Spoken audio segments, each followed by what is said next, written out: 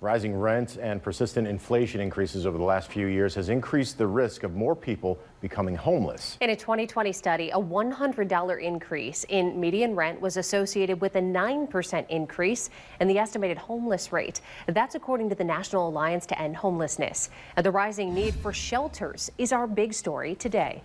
The current inflation rate is 3.1% for the 12-month period leading up to November of last year. That is according to NerdWallet. However, new reports show the U.S. might pull off that elusive soft landing, curtailing inflation without a recession. Many Americans say they just don't feel like it will end that way. Typical American household has to spend over $1,000 more a month to buy the same goods and services as they did 3 years ago because of inflation. And that bugs people. Meantime, the U.S. economy added 216,000 jobs in December. That's according to the Bureau of Labor Statistics, surpassing the expectations for the labor market. As for the unemployment rate, it remained at 3.7%. It's a strong final jobs report for the end of last year, where most positions were added in government, healthcare, social assistance, and construction. As for wages, they were up 0.3% over the month, in line with expectations, and 4.1% for the year. That is higher than the prediction. Give you just sort of a point of reference. We started 2023 at 3.4% unemployment. So we moved up a little bit, but unemployment now has been below 4% for nearly 2 years. October and November's gains were both revised to show 71,000 fewer jobs than previously reported.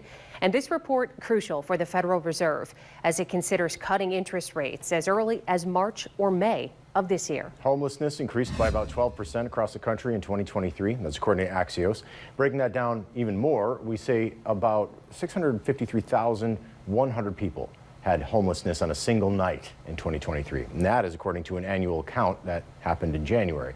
This increases due to high housing costs, and it's according to the Wall Street Journal. Many cities do not allow the homeless population to sleep on the streets. In Lansing, the city used bulldozers to remove people who called a bridge underpass their home. Where do they go? I have people's lives in my garage that are on pause, people who are used to losing everything. Every time they have to start over.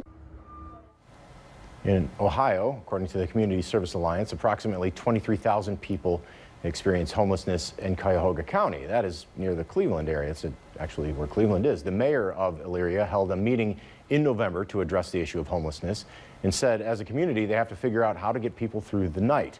He added there are so many factors that play a role in the amount of people needing help. One advocate from Blessing House in Elyria says she sees struggling parents every day. I think that one of the things that's very important for us to do here at Blessing House is to advocate for the families that come to us for help. I do think people's hearts would be stirred if they realized what it's like for people. We have families coming to us, we have people coming to us saying, I'm sleeping in my car with my kids. And they, you know, what we do here is the children can come and stay with us, but the parents can't. In the U.S., homeless shelters primarily funded by charitable individuals, along with federal and state government money. Now, here's what we can tell you about recent statistics. They show that Americans donate more than $450 billion every year to homeless shelters. However, despite the amount of money given through charity, most of the funding from shelters and for the shelters from the federal and the state governments means that shelters have to apply for grants in order to receive that cash. Ohio Development Services Agency dished out more than $15 million in grant funding. One of the recipients is Catholic Charities here in Toledo. Catholic Charities was awarded more than $126,000. Rodney Schuster, executive director, says it comes at a time of need between COVID and recent inflation causing ripple effects through the charities, like an increase in demand at the food pantry, clothing center, and homelessness shelter. Funds are spread thinner than ever before.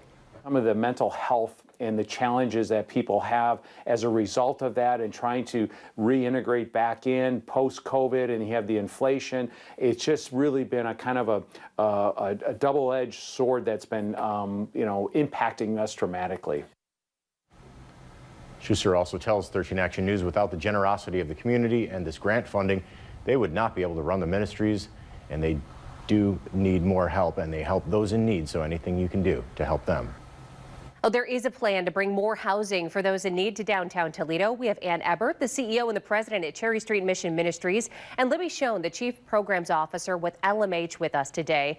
Now, we're going to get started with you, Libby. If you could, tell me about the plans for this new housing development.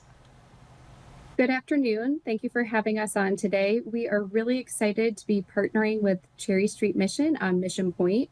It is a project to bring access to more safe and affordable housing in our community, and we are just thrilled about the partnership. And Ann can talk more about the need and how we came to the table to have this amazing conversation. Yeah, Ann, why is this needed? Is there a lack of this right now? Yeah, in our Toledo region and really in the entire United States, there is a dramatic lack of affordable housing for individuals who are very low income.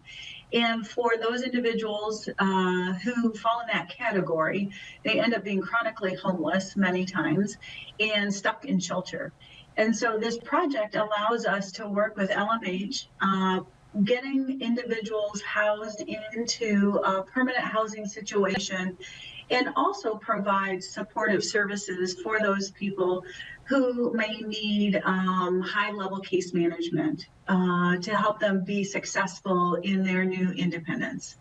So you mentioned the word independence. What will this look like when it's complete? This is going on the back side of your property. How big of a facility are we talking? The facility we're looking at right now, and this is really dependent on working through the development stages, which we have not completed yet, but we're looking at anywhere from 40 to 55 units for single adults. And would this be, Libby, permanent housing, something that people can use and stay there for quite some time, or is this an interim situation? It can be both. It is available and accessible for individuals, and they are able to stay and be in this space as long as needed. And Ann, what's the price tag and where's the money coming from to pay for this? That's a great question. Because we have not finished up the pre-development work at this time, the price tag, we are not completely finished developing it at this point because we're still working through the architecture and engineering. But it probably will be in the $15 million range, give or take, depending on where that architecture and engineering comes in for the property. And then we will be applying for what's called low-income housing tax credits. And that's a system through the state of Ohio that allows us to fund large capital projects for this type of individual. So lots of steps to go here before we reach that point. Any goal for when you'd like to have this completed? Yeah, we are really looking, because we're in that pre-development stage and that there is a long application process, we are looking probably 2 to 4 years in the future before we would ever see development actually erected. Well, Libby and Ann, thank you so much for being with us today. We appreciate it. How can you get involved to help out the homeless population here in shelters near you? There's plenty you can do, including donating clothing for each season. That means winter clothing for the colder months, lighter clothing for the warmer months. Volunteer your time, do some research on shelters that need you, and then help promote them, and donate to the shelters so they can help those who are homeless in your city. All this comes from the national organization called Shower Up. And just a reminder, you can watch the entire big story again by downloading the 13 Action News app. It is available for a free download in your phone's app store.